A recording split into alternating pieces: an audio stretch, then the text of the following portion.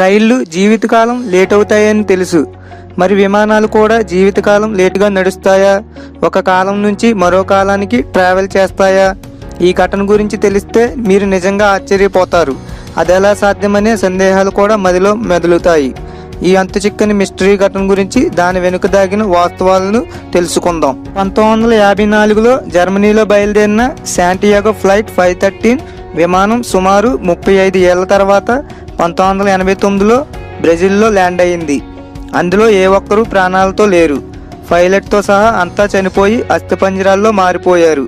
Science ఫిక్షన్ను తలపిస్తున్న ఈ ఘటన అప్పట్లో సంచలనంగా మారింది. ప్రస్తుతం సోషల్ మీడియాలో దీనిపై జోరుగా చర్చ జరుగుతోంది. ముఖ్యంగా టైం ట్రావెల్ను నమ్మే వ్యక్తులు దీన్ని బలంగా విశ్వసిస్తున్నారు. ఇంతకీ ఈ ఘటన వెనుక ఉన్న మిస్టరీ ఏమిటి?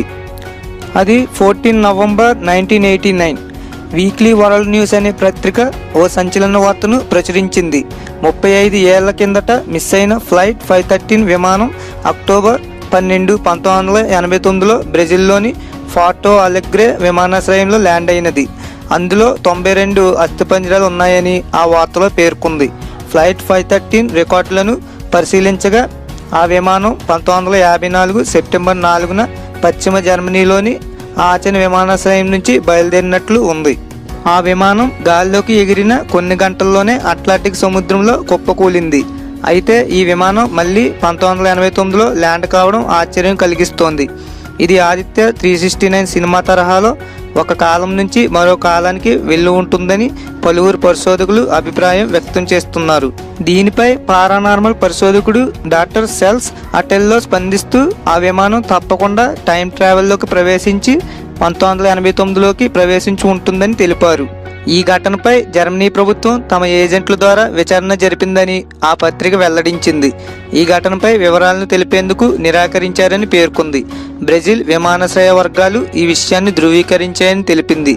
ఆ రోజు ల్యాండ్ అయిన విమానం చాలా పురాతనమైందని, దానికి శక్తివంతమైన టర్బోప్రాప్ ఇంజిన్లు ఉన్నాయని తెలిపారంది. ఈ ఘటనలో మరో చిత్రమైన విషయం ఏమిటంటే ఆ విమానంలో ఉన్న 88 మంది ప్రయాణికులే కాదు, 4 విమాన సిబ్బంది కూడా అస్థిపంజరంలా మారిపోయారు. వీరిలో ఆ విమానం నడిపే పైలట్ కూడా ఉన్నాడు. ఈ నేపథ్యంలో ఈ ఘటనపై ఎన్నో అనుమానాలు నెలకొన్నాయి. ఆ విమానం ఎలా ల్యాండ్ అయింది, దానికి ల్యాండింగ్ అనుమతి ఎలా ఇచ్చారు, ఇలా ఒకటి కాదు అనేక సందేహాలు నెలకొన్నాయి. ఈ విమానం పైలట్ కెప్టెన్ మిగ్యూల్ విక్టర్ క్యూ కాక్పిట్లో విమానం నడుపుతున్న పొజిషన్లో కనిపించారు. ల్యాండింగ్కు ముందు ఆ విమానం విమానాశ్రయం చుట్టూ చక్కర్లు కొట్టింది.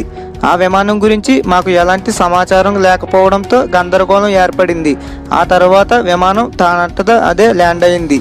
పైలట్ చనిపోయి ఉన్న ఆ విమానం క్రాష్ ల్యాండ్ కాకపోవడం ఆశ్చర్యం కలిగించిందని విమానాశ్రయం సిబ్బంది తెలిపారని పత్రిక వెల్లడించింది.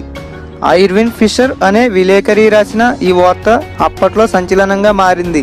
ఈ నేపథ్యంలో విమానాశ్రయ అధికారుల తీరుపై పలువురు నిరసన వ్యక్తం చేశారు. ఈ విషయాన్ని గోప్యంగా ఉంచడం నేరం.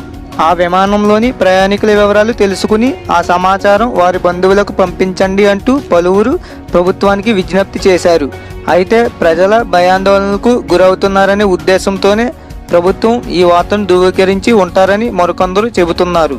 ఈ ఘటనా విషయాన్ని పక్కన పెడితే 1954లో మిస్ అయిన ఫ్లైట్ 513 విమానం ఏమైందనేది ఇప్పటికీ తెలియరాలేదు. దానికోసం ఏళ్ల తరబడి గాలించినా ఫలితం దక్కలేదు. ఈ నేపథ్యంలో ఆ పత్రికలో వచ్చిన కథనాన్ని చాలామంది నమ్మారు. కానీ ప్రభుత్వం ఈ ఘటనను అధికారికంగా ధృవీకరించకపోవడంతో ఆ పత్రిక కథనం నిజమా ఫేకా అనే అనుమానాలు నెలకొన్నాయి.